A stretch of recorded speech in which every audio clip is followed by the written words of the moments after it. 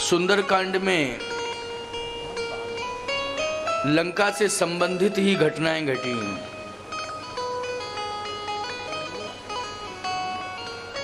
और सबसे बड़ा राक्षसों का विनाश जो हुआ है वो सुंदरकांड में ही हुआ है। यूं कहना चाहिए कि 75% राक्षस यदि मारे गए तो वो सुंदरकांड में ही मारे गए, और अकेले हनुमान जी ने ही मारे, मात्र हनुमान जी, और कोई नहीं। सुंदरकांड में जितने भी राक्षस 75% मारे गए वो किसके हाथों से मारे गए? श्री हनुमान जी महाराज के हाथों से। लंका कांड में तो 25% राक्षस, और उसमें भी भगवान राम का बल जुड़ा है, लक्ष्मण जी का भी बल जुड़ा हुआ है, और वानरों का भी बल जुड़ा हुआ है। 25% राक्षस लंका कांड में मारे गए। 75% राक्षस सुंदरकांड में श्री हनुमान जी के हाथों से मारे गए।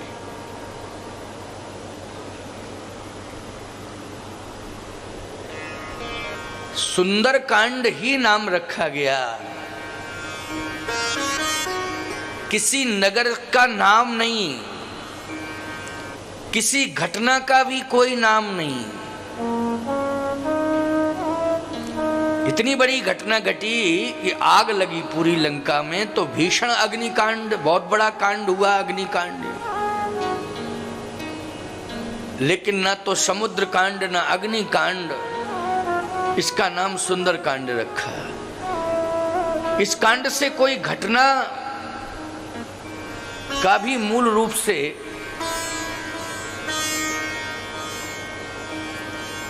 घटना का भी कहीं कोई उल्लेख नहीं किया गया।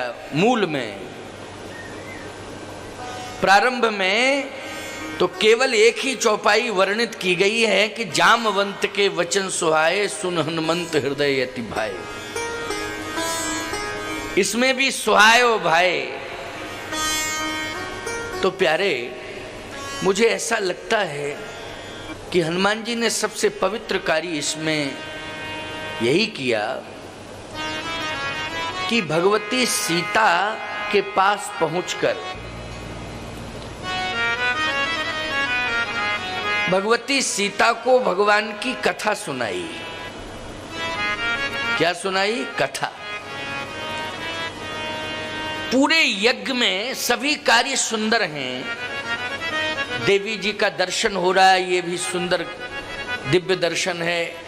यज्ञ भगवान का दर्शन और परिक्रमा हो रही, ये भी बहुत ही सुंदर व्यवस्था है आध्यात्मिक और आस्था की। भंडारा चल रहा है, ये भी बहुत सुंदर है। लेकिन अति सुंदर यह है कि भगवान की कथा सुनने को मिल रही है, ये अति सुंदर है।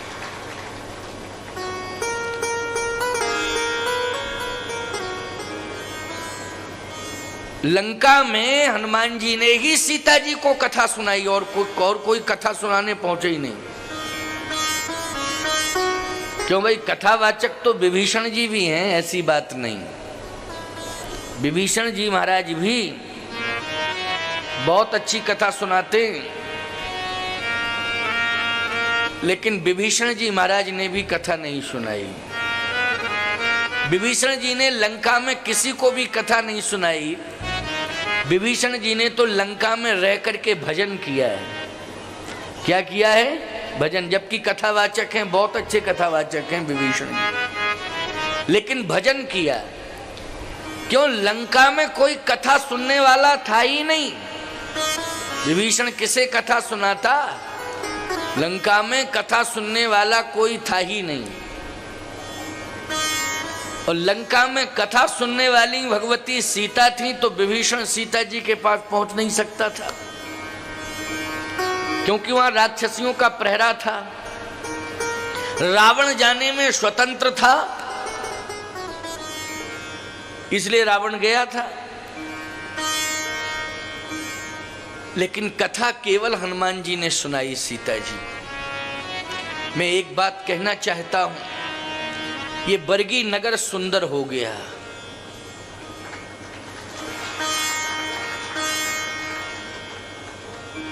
मां रेवा के पावन तट पर ये बरगी नगर बसा हुआ है, इसलिए ये पुनीत नगर है, पवित्र नगर है। लेकिन पवित्रता के साथ साथ आज ये अति सुंदर हो गया, क्योंकि भगवान की कथा हो रही है और यज्ञ भगवान यहां प्रतिष्ठापित हो चुके हैं। ये अति सुंदर हो गया। और मैं कहता हूं, देश में बड़े बड़े कांड होते हैं, लेकिन आज इस दिव्य मां रेवा के तट पर नवरात्रि के पावन अवसर में यज्ञ भगवान के साथ साथ दिव्य देवियों के विग्रहों का दर्शन हो रहा है। ये सबसे बड़ा सुंदर कांड हुआ है यहाँ। इससे बड़ा सुंदर कांड और क्या हो सकता है? ये सुंदर कांड है, बोलो है कि नहीं? इसे हम सुंदर कांड ही कहेंगे। कोई आपसे पूछे कि क्या हो रहा है, तो ये तो आप कहोगे कि यज्ञ हो रहा है, कथा हो रही है। लेकिन आप ये भी कह सकते हो कि बरगी नगर में इस समय सुंदर कांड हो रहा है। ये सुंदर कांड है। कथा सुनने को मिल जाए, जीवन की यही सुंदरता है। कथा से जीवन सुधर जाए, ये जीवन की सुंदरता है। और कथा के माध्यम से हमें परमात्मा की प्राप्ति हो जाए, यही सुंदर कांड है। आज हनुमान जी को लंका में सीता जी मिली।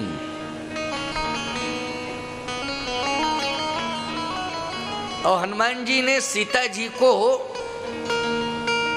अगर प्रसन्न किया है तो कथा सुना के प्रसन्न किया है। जितने भी देवी देवता हैं वो कथा से ही प्रसन्न होते हैं। कथा होना इसलिए आवश्यक है नहीं, यज्ञ में तो देवता बैठे हुए हैं, देव पूजन हो रहा है। यज्ञ वेदी पर देवता बैठे हुए हैं, 33 करोड़ देवता विराजित हैं, उनका विधिवत पूजन हो रहा है। क्या जरूरत है कथा की? नवरात्रि के पावन अवसर पर बहुत ही सुंदर मंडप में 21 विग्रह देवियों के स्थापित हैं। लेकिन मैं सत्य कहता हूं, 33 करोड़ देवता यज्ञ वेदी पर बैठे हैं। समीप में एक सुंदर दिव्य भवन, एक पांडाल के माध्यम से एक सुंदर वस्त्रों का भवन तैयार किया गया। उसमें 21 विग्रह देवियों के विराजमान हैं। लेकिन ये सभी देवियां एवं समस्त देवता अगर प्रसन्न हैं तो भगवान की कथा हो रही है, सुन करके प्रसन्न है। कथा तो भगवान शिव भी सुनते हैं, तभी तो कुंभज ऋषि के यहाँ कथा सुनने के लिए गए। कथा भगवान राम भी सुनते हैं। वेद पुराण वशिष्ठ बखान है, सुनहि राम यद्यपि सब जानहि। भगवान की कथा है, लेकिन कथा के इतने प्रेमी हैं कि गुरु वशिष्ठ जी महाराज के आश्रम में कथा सुनने जाते हैं। जनकपुर में भी कहत कथा इतिहास पुरानी, रुच रजनी जुग जाम शिरानी। जनकपुर भी पहुंचे तो भी कथा सुनी विश्वामित्र जी से। चित्रकूट धाम में पहुंचे तो तहां बैठे मुनगण सहित नित्य राम सुजान, सुनहि कथा इतिहास सब आगम निगम पुराण। चित्रकूट में भी भगवान कथा सुन रहे हैं। इसका मतलब है कथा भगवान की है, लेकिन कथा का प्रेमी तो भगवान भी है। जब वो नरलीला करता है तो फिर कथा सुनता है। कथा सुनना बहुत आवश्यक है। कथा आपके जीवन को सुंदर बनाती है। इसलिए हनुमान जी ने सुंदर कांड में सबसे पहला कार्य ये किया कि मां जानकी की व्यथा को दूर करने के लिए राम कथा सुनाई। तो व्यथा को दूर करने के लिए राम कथा सुनना परम आवश्यक है। इसलिए रामचंद्र गुण बरनय लागा, रामचंद्र गुण बरनय लागा। सुनत ही सीता कर दुख भागा। सुन कहीं सीता कर दुख भागा। लागी सुने श्रवण मन लाई।